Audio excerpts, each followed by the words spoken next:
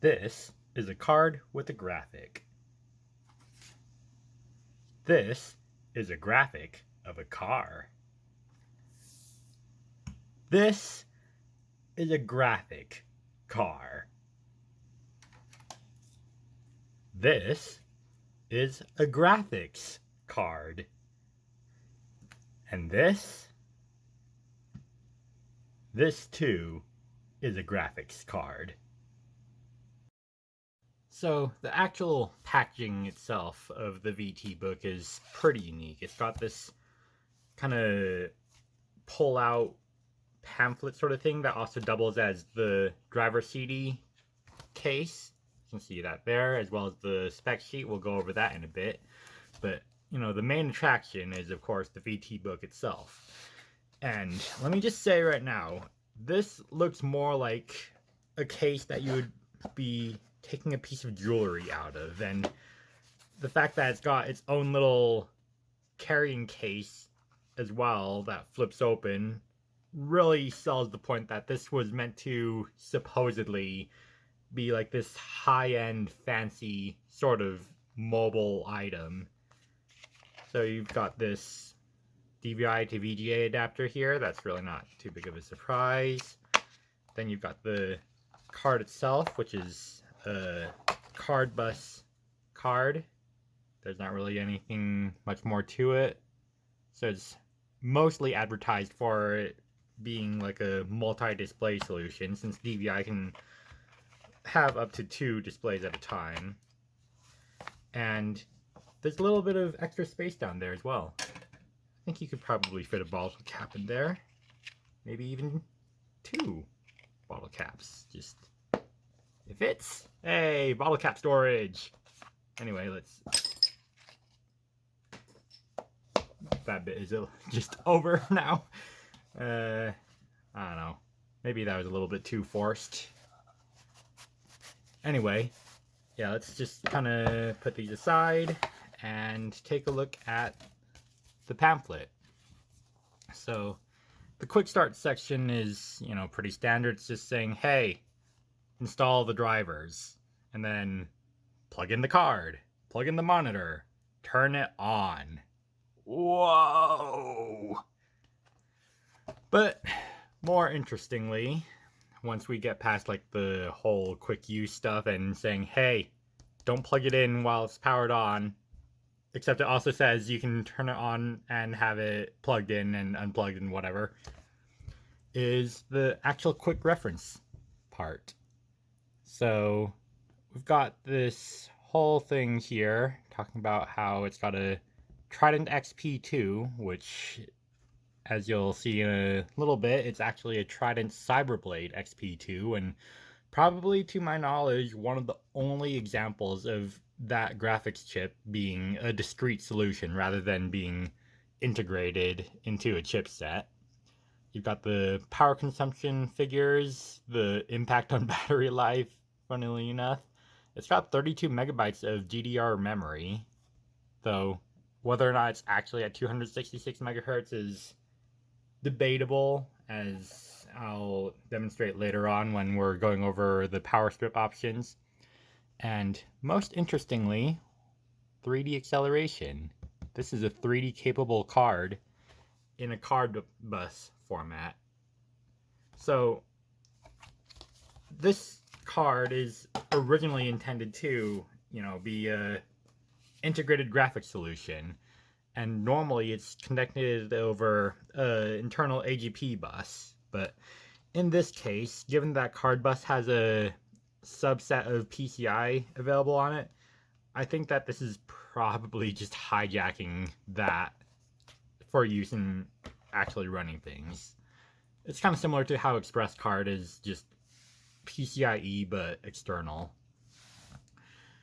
Anyway, yeah, I suppose let's kind of switch on over to a quick overview of that teardown that I mentioned.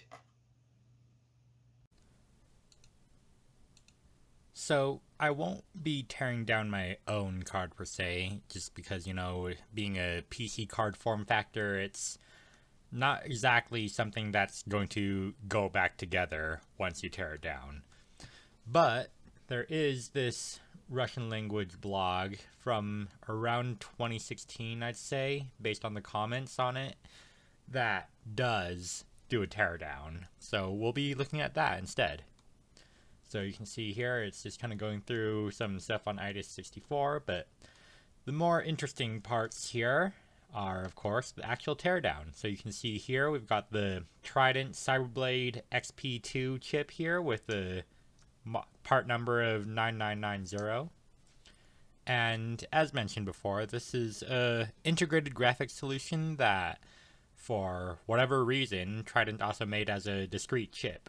I'm not sure if maybe this was really like a repurposed Northridge chip that has the rest of the chipset stuff disabled, or if this was like a fully custom chip that was made specifically with only that chunk of graphics hardware in it. But either way, it's what they're using, and to my knowledge, I do not know of any other card that exists with a discrete Cyberblade XP2 in it. And for what it's worth, the actual chipset that this comes from is the ALI Cyber Aladdin P4 chipset, which has a part number of M1672. Moving on, it's also got a pair of memory chips. I'm not sure if there might be other stuff on the back side, but given the size of this card and how thin it is, I would doubt that has it. But these two chips are, according to their datasheet, 128 megabit GDDR chips made by SK Hynix. And each one is going to be 16 megabytes, given that this card has a total of 32 megabytes of video memory. And then, just at the bottom there, the blog post points out that there's a silicon image chip here that just kind of handles the DVI output stuff. Beyond that, the card is very bare bones. It's just got some like passives on it, a couple of like helper chips for whatever, a single clock crystal as well. But beyond that, it's just kind of taking advantage of the fact that cardbus has a PCI interface made available on it. And yeah, I guess without further ado, let's take a look at how it runs.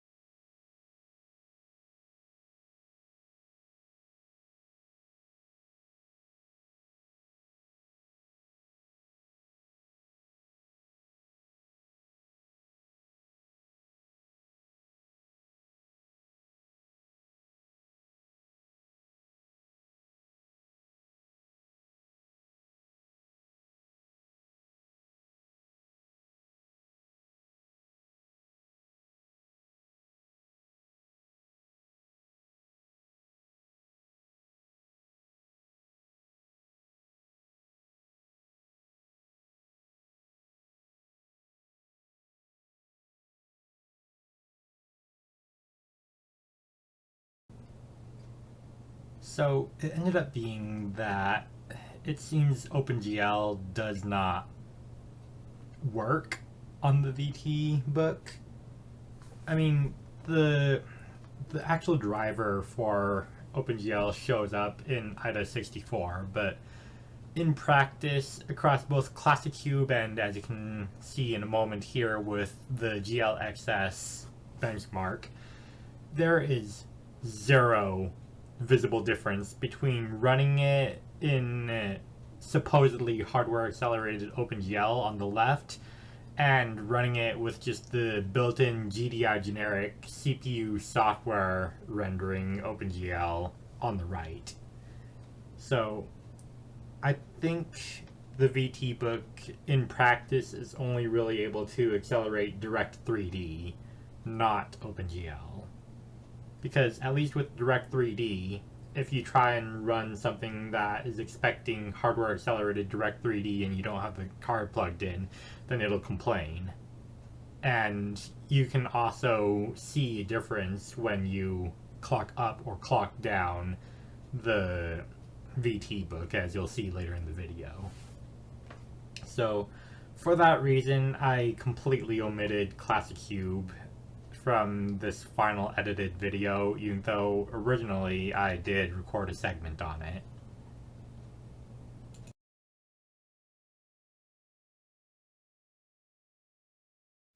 Okay, I guess we are rapidly burning through what remains of our tests. Let's do Text Racer. So this is still on integrated graphics right now.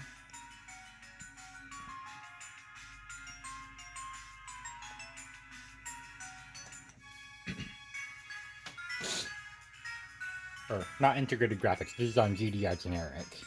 We don't exactly have a frame counter right now because I didn't install Fraps, but I think you can probably get a feel for it not being that great. Like, it's barely playable, but yeah. Anyway. Okay, that's that. Now we plug back in. Give it a moment while it load back up on both screens. And let's try this again.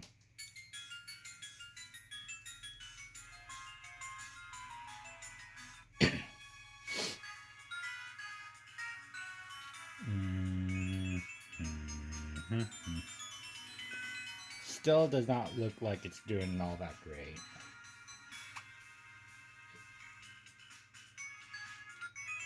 That's one of the tough things about these like ultra low end graphics cards. It is very hard to tell if you're just running it on the CPU or if you're actually using some semblance of hardware acceleration. Anyway, last but not least, we've got Half-Life. Oh? Okay.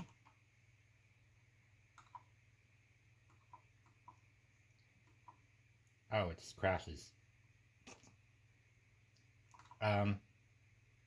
Okay. Well, we've got 136 extensions there.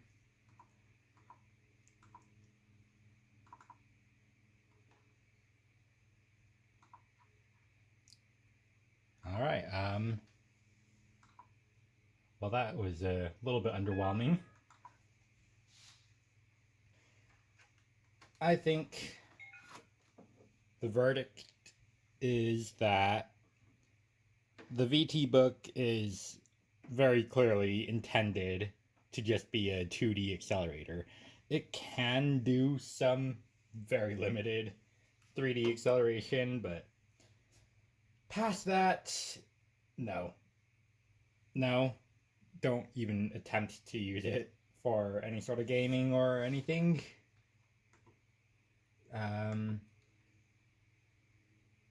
Oh, I know what I can do. DX diag time. DX diag.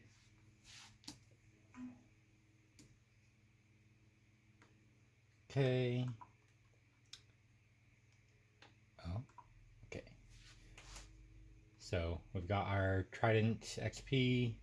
Oh, it's detecting it as a 9960? That's interesting. Okay. Well, let's test Direct 3D. According to Windows XP, this is hardware accelerated. Ooh, that is. Oh, I don't think it likes that.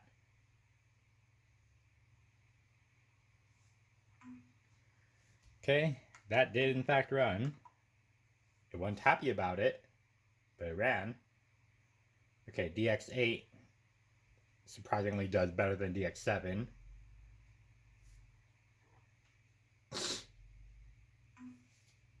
Okay, and last but not least, DX9. DX9 does okay. Oh, there was a bit of glitchiness there for a moment. And there it is again. Okay, interesting. We'll do direct draw. Okay, that's fine. That's fine as well.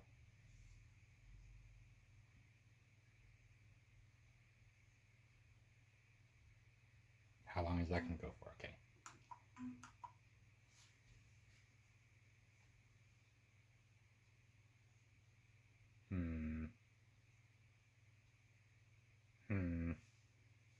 Yeah, there's some stuff that doesn't seem to quite like with certain modes. Okay, that's the end of those tests, I guess.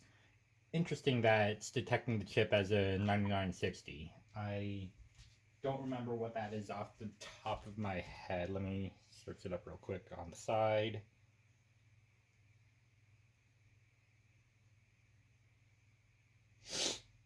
That is a Trident Blade T16. So anyway, I tried to overclock this thing using power strip, pushing it all the way up to about 180 something megahertz, if I remember correctly, and ran 3D Mark 2001 SD again. That did not do anything. In fact, the end score of 307 was only marginally higher than what it was originally. I want to say that maybe that was the result of the overclock, but there's also a good chance that that was just within the margin of error and that, I don't know, some other thing happened and that bumped the score up by 3 points or whatever.